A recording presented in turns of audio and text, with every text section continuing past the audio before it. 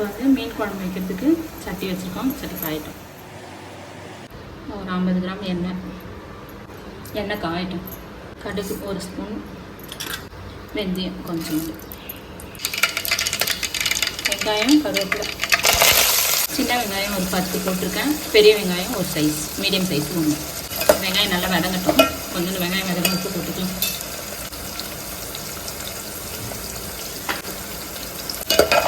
இந்த மீன் குழம்புக்கு அவ்வளோ மீன் குழம்பு இது நல்லா இந்த மாதிரி வெங்காயம் நல்லா வதங்கினா தான் நல்லாயிருக்கும் குழம்பு டேஸ்ட்டாக.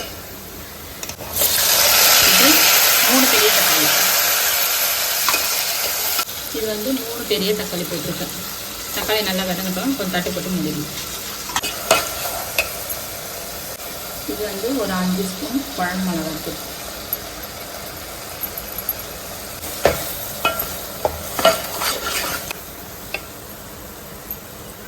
இது ஒரு லெமன் சைஸ் புளி கரைசல்.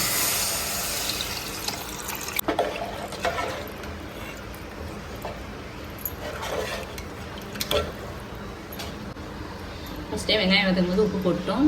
இப்போ குழம்புக்கு தேவையான உப்பு சொன்னு மீன் மாங்காய் அப்புறம் போட்டுக்கலாம். மீன் இது மீன் நல்ல குழம்பு கொதிச்சிச்சு போட்டுக்கலாம். இப்போ இதில் மாங்காய், பச்சை மிளகா நீட்டாக இருந்துச்சு, கொத்தமல்லி, கருவேப்பிலை அப்படியே ஒன்றா சேர்த்துடலாம். நல்லா கொதிச்சோடனே இறக்கிட வேண்டியது. மீன் குழம்பு நல்லா கொதிச்சிச்சு. இது எண்ணெய்லாம் நல்லா அழகாக பிரிஞ்சு இப்படி வந்துச்சு. மாங்காய், மீன் எல்லாமே வந்துச்சு. குழம்பு திக்காயிடுச்சு. இந்த ஸ்டேஜ் வந்தோடனே மீன் குழம்பு ஆஃப் பண்ணிடலாம். ரொம்ப திக்காகவும் இருந்தால் நல்லா இருக்காது. கொஞ்சம் மீடியமாக அப்படி இருந்தாலும் நல்லாயிருக்கும். இந்த மாதிரி இது வந்து காவலை மீன் குழம்பு. இது மாதிரி ட்ரை பண்ணி பாருங்கள். சூப்பராக இருக்கும். வீடியோ உங்களுக்கு பிடிச்சிருந்தா லைக் பண்ணுங்கள், ஷேர் பண்ணுங்கள், சப்ஸ்கிரைப் பண்ணுங்கள்.